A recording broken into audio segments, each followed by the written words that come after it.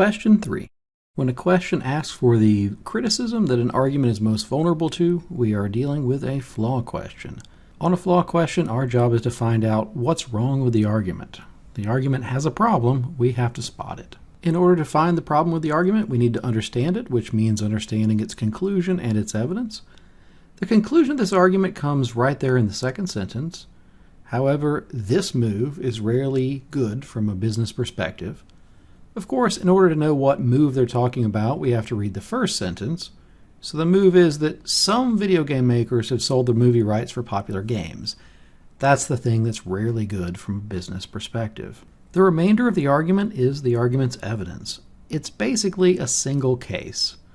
Star Quanta sold the movie rights to the popular game Nostromo, but they made a bad film out of it. Critics hated it, the public hated it, and then after that, subsequent versions of Nostromo, even though they were better, sold poorly. Now the flaw here is probably obvious from the way that I said the evidence. Essentially, we have a single case being used to prove a general rule. Just because things went poorly for Star Quanta doesn't mean that they would go poorly for any video game company that chooses to sell off its movie rights. One example can't really prove a general rule, so that's what we're going to be looking for in the answer choices. So let's look at the answers.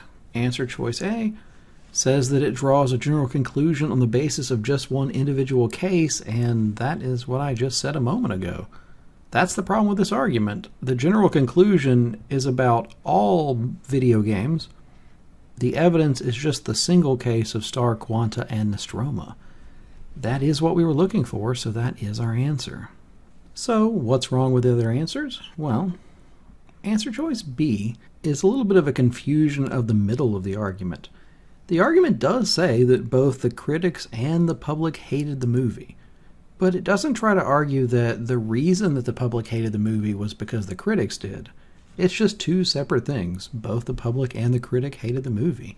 So answer choice B is not describing anything that was done by the argument. Answer choice C, well, this is a common wrong answer choice on the test. It's basically a circular argument, restating as a conclusion a claim presented as evidence. Circular arguments are pretty rare on the test, and you will know them when you see them, because the conclusion will be something that was earlier said as evidence.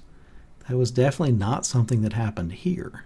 Now, answer choice D is something that the argument actually contradicts.